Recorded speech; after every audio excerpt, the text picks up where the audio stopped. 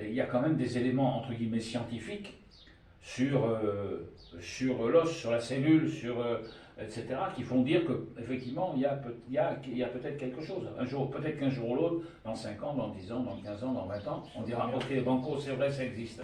C'est prouvé. Est-ce que ce mouvement respiratoire primaire est à l'étage du micro-mouvement de ce qu'on... C'est à l'étage du micro-mouvement, oui, c'est à l'étage de ce qu'on appelle la motilité de la cellule.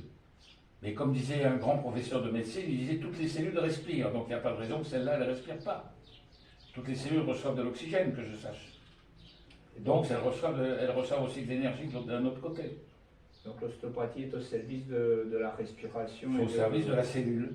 De la cellule. Voilà, moi je pense. Du système nerveux. Oui, de toutes les cellules du corps. Les cellules du corps. De toutes. Moi je pense. Mais bon, après, on est obligé par rapport aux étudiants, par rapport à ça, d'arriver à dénommer les choses et de proposer des modèles. En fait, il faut être d'accord que le mouvement respiratoire primaire, aujourd'hui, c'est encore un modèle. C'est un modèle que l'on donne à nos étudiants, que nous, on défend, tout du moins tous ceux qui sont comme moi le défendent, et essayent d'expliquer comment ça fonctionne, ce qui se passe par rapport à ça. Voilà. Avec des relais d'études, de textes scientifiques, etc., etc. Donc dans une séance d'ostéopathie, il faut absolument intégrer toutes les sphères. Bien sûr, moi ça me paraît indispensable, bien sûr. Oui. Sans quoi l'unité corporelle elle est bafouée. Est bafouée. Voilà, elle est donc bafouée.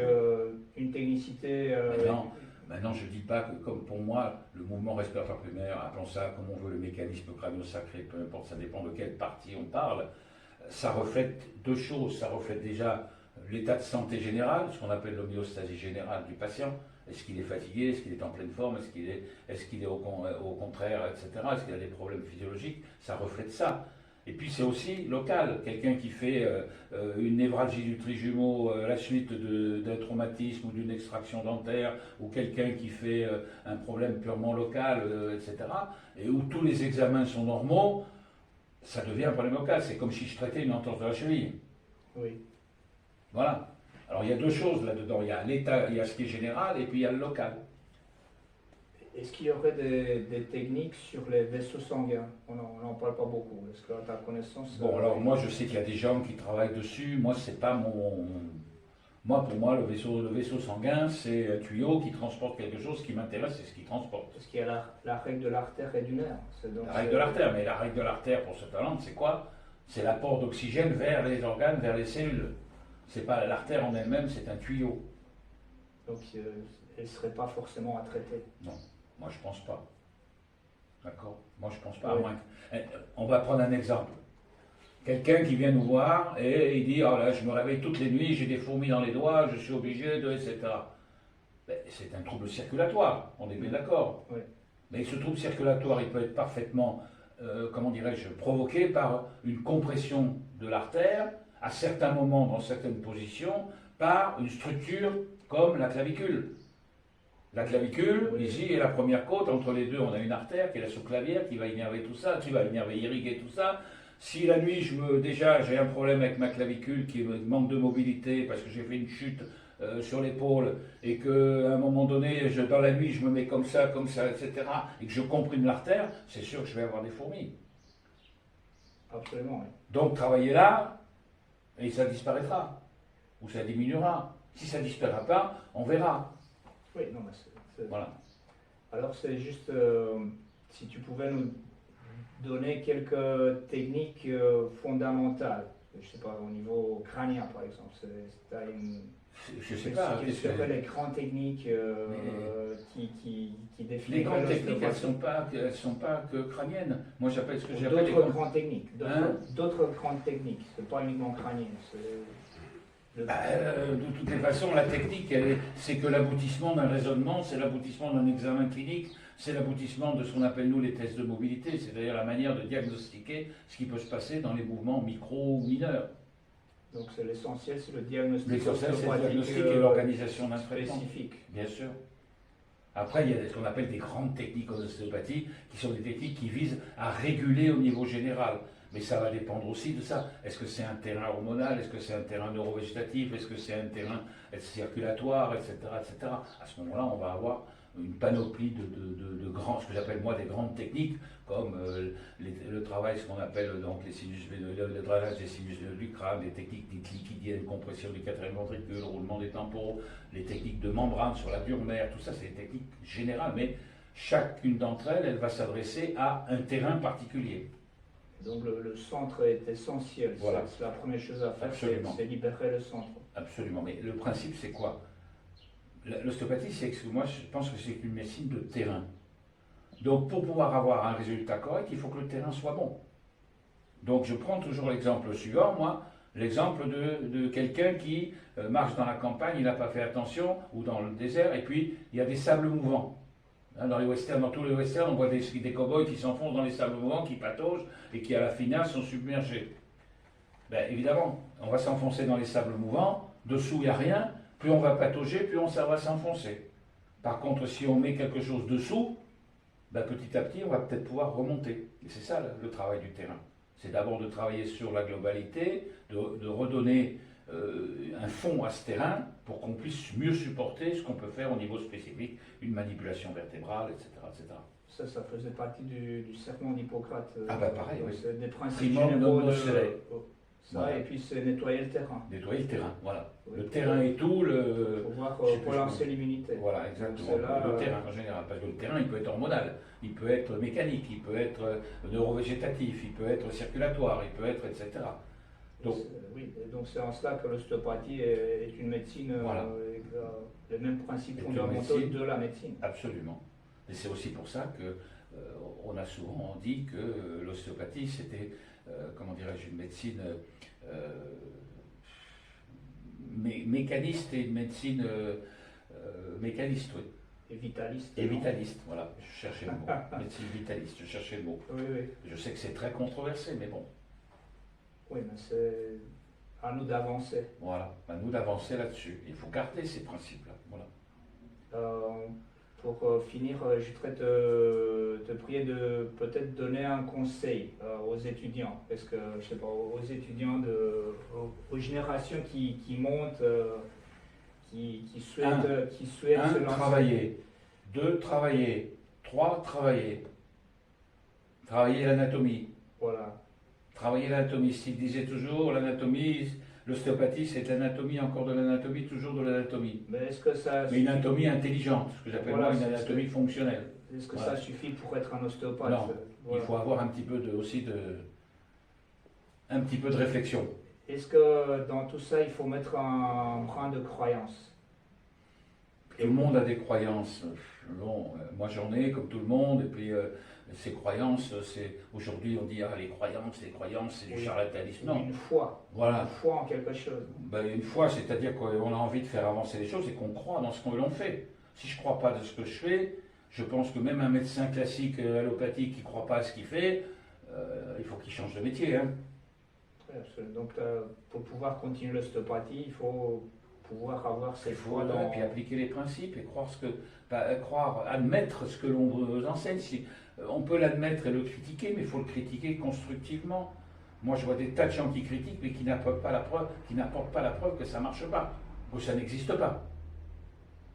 Absolument. Voilà. Donc, c'est le jour où ils me prouveront mathématiquement, scientifiquement que ça n'existe pas, que ça ne peut pas marcher, à ce moment-là, je commencerai à m'intéresser à eux.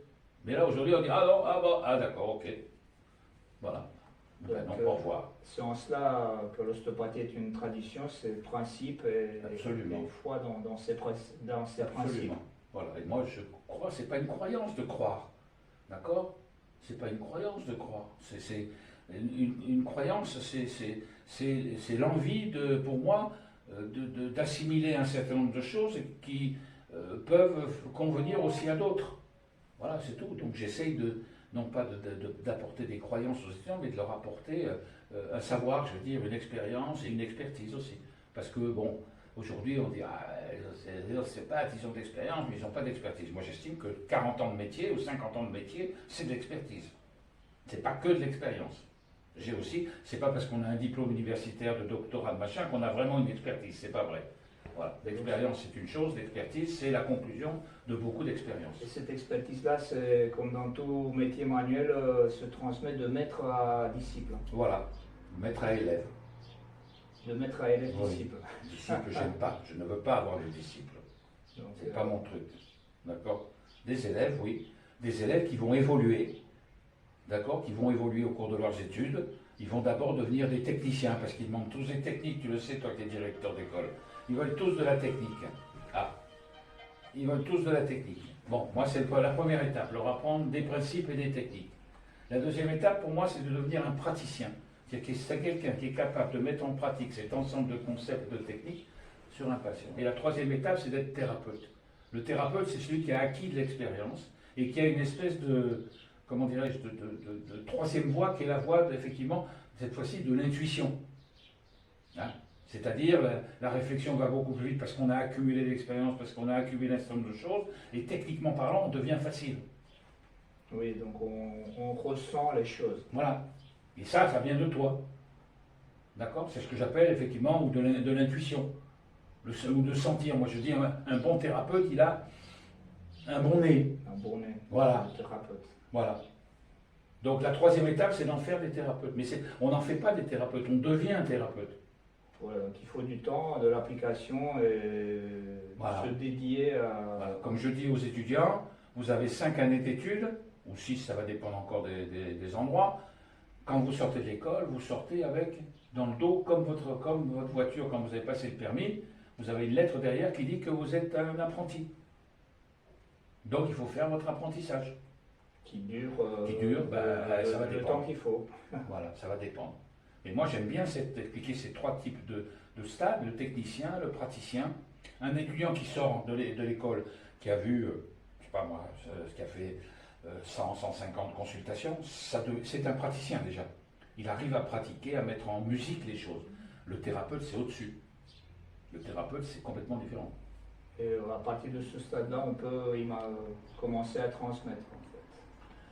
Oui, mais pour transmettre, on peut être un excellent thérapeute et un très mauvais pédagogue. C'est pas Et le suffisant. contraire. On peut être un très bon pédagogue et un mauvais thérapeute. Le problème, c'est de trouver Le juste milieu. l'équilibre entre les deux. D'avoir une pédagogie qui est bonne, mais une pédagogie thérapeutique. Absolument. La visée thérapeutique. Parce que de débiter des cours en lisant son cours, etc., c'est pas ça.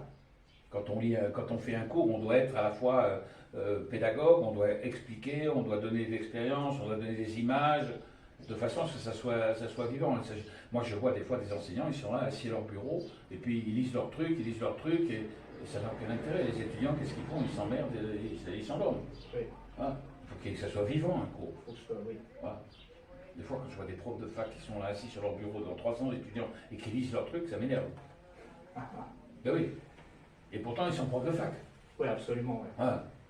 Donc voilà, nous avons avec nous là, depuis un bon nombre d'années, un grand monsieur l'ostéopathie qui sait nous transmettre, Non, il fait son boulot, c'est tout. qui sait nous transmettre les principes, la foi, la tradition et en donnant Et son- l'innovation aussi.